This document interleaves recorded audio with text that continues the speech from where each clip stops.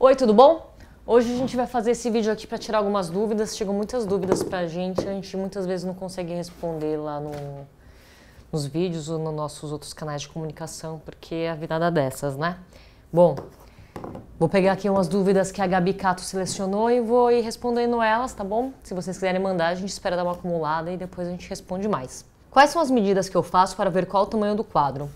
Olha, pela sua altura, na internet você vai conseguir um monte de tabela que te dá mais ou menos qual que é o tamanho do seu quadro.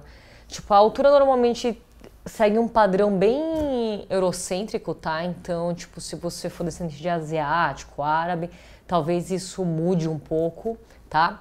Então, é bacana você dar uma olhada às vezes em alguém que faz bike fit se você, tipo, achar que você não tá dentro desse padrão, tá?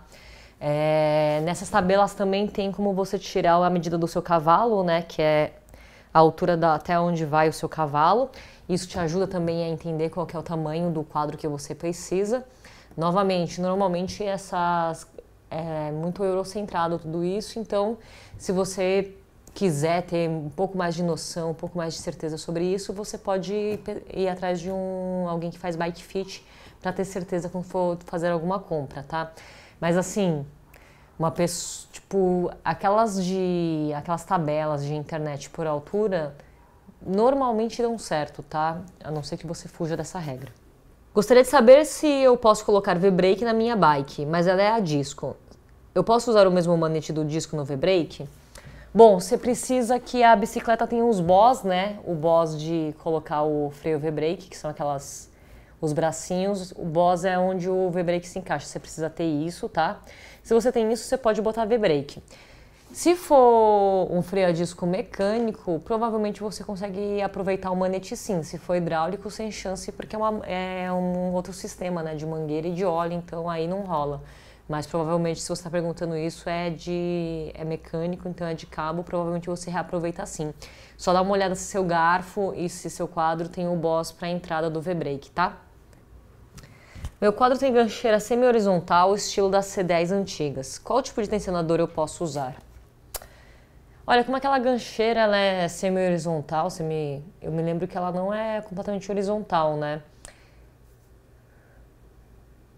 Cara, eu não me lembro agora de algum esticador que se encaixe para esse tipo de gancheira, tá? Mas a gente tem um vídeo sobre como esticar corrente, ele é bem bom para isso, tá? A não ser que o seu eixo esteja correndo no quadro, provavelmente você não precisa necessariamente de um tensionador. Você pode pegar umas manhinhas de como tensionar ele sem precisar desse instrumento, desse recurso. Olá, qual a tensão de corrente ideal para a bike fixa? Bom, ideal, né? O mundo ideal ele não existe. Tipo, tem gente que gosta de deixar ela bem apertada para fazer força e eu conheço pessoas que deixam ela bem, tipo, frouxa, num ponto que é quase limite dela cair, porque não gosta dela segurando, assim. Tipo, pessoas próximas de mim deixam ela muito frouxa mesmo. Eu particularmente gosto de deixar ela no meio termo, assim.